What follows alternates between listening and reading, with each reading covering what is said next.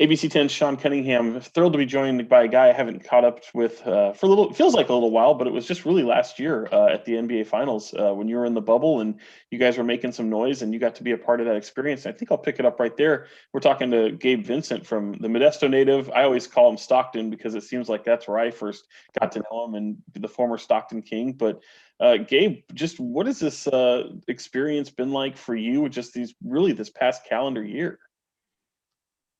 It's been one of a kind. That's the best way I could put it. I mean, go from starting the year in the G League to ending up in the NBA Finals. It was a crazy run. Didn't end the way we wanted it to, and then we come into this season starting so quickly. The ups and downs with the COVID and protocols and games getting canceled, starting some games, not some others. So it's kind of been a whirlwind, and it's something new each day. Yeah, does it almost kind of feel like an extension of last year, based because of these protocols? Even though you are able to travel now, it kind of feels so similar in a way. Yeah, it almost seems like the last year never really ended. It's like the off season was so short, and it kind of just picked right back up where it left off. That it was, it almost seemed like there was no off season, and the season just continued to go on, like you said, like it was extended. And how about for you? I mean, I know during that time you were kind of battling a little bit of a knee injury. How much is that in your rear view, or is that still something you kind of still have to deal with, but kind of put to the side and just kind of muscle through and play? Yeah, I mean, they've done a great job with me and helped me get my issues under control and keeping a good eye on it. So for the most part, it hasn't bothered me too much or been in my forefront. So I've been able to focus on the game, and definitely with us missing guys or guys being hurt, my number has been called upon more this season than it had been last season, and I've just been trying to step up where I can and do my part. I feel like NBA players, athletes in general, are always going to put the most expectations on themselves. And for you guys, after reaching an NBA Finals and going through what you did, and a lot of people thought it was pretty surprising, maybe not to you guys, but how much is Mhm. that now the expectation of trying to do it again this year? Yeah, I mean that's one thing I learned quickly when I joined the Heat, and I think that's something we talked about briefly too. Is that's always our expectation.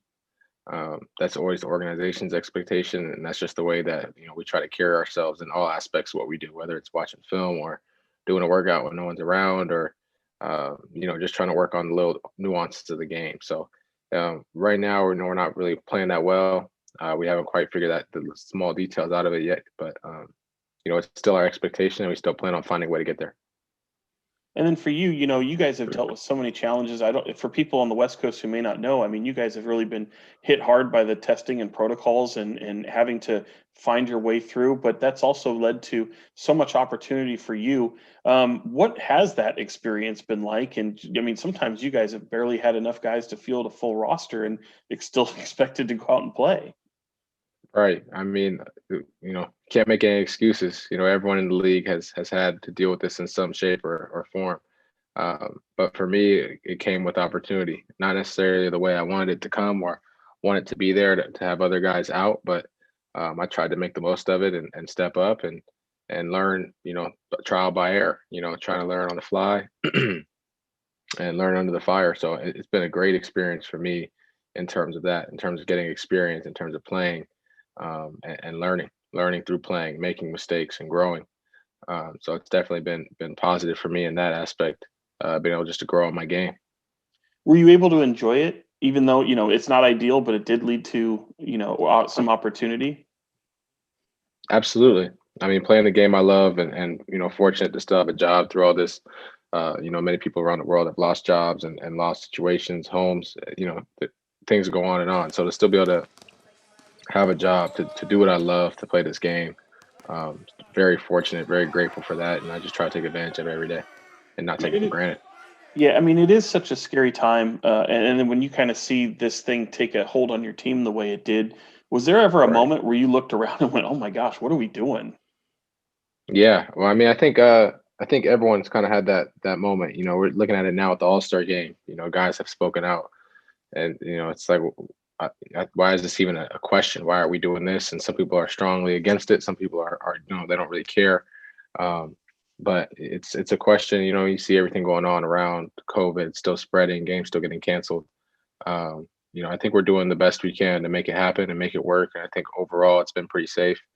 Uh, but it definitely raises some questions when it comes so close to home and you see so many of your own guys out and so forth, or your own games getting canceled. I know you guys aren't unusual when it comes to just the testing protocols and what every team has to go through. But for people who don't know, just what is a typical day like for you guys, especially when you're playing like every single day? Yeah, I mean, on the road, it's 8 a.m. testing. Go back to your room and wait for your all clearance text of no one has COVID. You can leave your room again. Then we'll leave our room. Like today, we had walkthrough, shoot around. Uh, back to the room. There's not much you could really do while we're on the road. Beforehand, it was kind of do what you want, this, that, and the third. But not much of that going on anymore. It's pretty much to the gym and to your house or to the room when you're on the road. We'll play tonight. After the game, we'll do another round of testing, and then I think we'll start head down to Sacramento, get there, get some rest, and wake up in the morning and just repeat that with our back to back. So it's definitely revolves around the timing of testing and giving enough time for the rapid test to clear, and then finding gym time around that when we can get our work in and get better on the road and go from there. And you didn't even mention, I mean, shoot, there's areas where, some people are they can go out and get a bite to eat. That's not really the same for you guys, is it? No, not at all. It's especially when we're at home. Miami's relatively completely open. Despite everything that's been going on, the city has been able to open things up, and people are able to get back to some sort of normalcy in that city, which has been great for the city, I think. But for us, we're under the same guidelines as if we were on the road. So it's to the gym, to the house. Not really eating out, not really going out for anything. I think under our rules, it's like an hour a day outside kind of thing. Still distancing, wearing the masks, all that. So we're under a whole different set of guidelines and rules, and we're just trying to abide by that to keep this game going. Yeah, and as you mentioned, you guys have a game tonight. You got game tomorrow. It's 3 and 4 nights, and it just seems like this is just the pattern. Are you comfortable with playing as frequently as you guys are? Can they sustain that through an entire season? Yeah, I mean, I like to think so. I like to think we can definitely sustain it. It's different. I haven't played a full 82 game season, so I'm not exactly sure. How much different it'd be from last year before COVID hit. How frequent games were being played.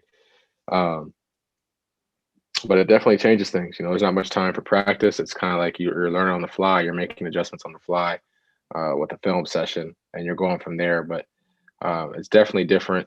It feels a little bit different, I think, because all the restrictions and guidelines and rules. So I think that overall gives it all entirely a different feel moving forward. But I'm hopeful we'll be able to maintain it, and hopefully we'll be able to keep this league alive and keep it going this year. As we wrap up here pretty soon, I just wanted, I mean, here you are back in California. It coincides with you being able to play this season and really get your feet wet in the NBA. Last year, I mean, I know you were able to come back to Sacramento before everything kind of shut down and play in front of, or well, really get, be in front of fans. Yeah. Is it different coming back here this year? I mean, now that, California, you're not going to have fans in attendance, but. Right. Definitely. I mean, it's crazy. I was just sat back yesterday and thought about it. A year ago, I was, this same road trip, this same time, I had just got my call up and it was all kind of fresh and brand new. A year later, like we talked about before, a whole run in the bubbles, finals, back now with everything going on, ups and downs of the year. It's crazy. It's been crazy. It's been crazy. And to not be able to see family on the road or not be able to have fans look up and see a familiar face when I am back on the West Coast, that'd definitely be a little different, a little challenging. But hopefully California will be able to start having some fans soon. I know people have been missing the game on the West Coast from what I hear when I talk to friends and family. So it's definitely a blessing to be back home. Nice to be back in California, get some of the good sunshine, but definitely wish I could see some fans in the stands. And for you, I mean, what would success individually look like? I mean, I know you're all about the team, but have you already kind of accomplished already what maybe, I don't know if it's exceeded your expectations, but is what you've done so far been up to par with what the standards you set for yourself for this season? No, I'd say no. Definitely still trying to get better. I don't know. I don't even know what my numbers are looking like or my percentages, but I definitely know they can be better. I haven't necessarily played up to my own personal standards offensively. but just trying to grow in the game, just trying to continue to grow and get better each day. I think one of the overall goals for me right now is to earn a roster spot and on a 15 NBA contract outside of the two-way. So that's definitely a personal goal of mine right now at the moment. And just trying to win games. I'm just trying to impact winning when my number is called, and if it's not, impact winning in a different way. So just trying to move the needle each day and get better. Is it kind of fun being the guy that at one point, maybe people didn't really know that much about, even in your own city, and then all of a Mhm. sudden you kind of get that little swoop up where all of a sudden people are starting to know who you are a lot more? Yeah, it's different. It's different. It's.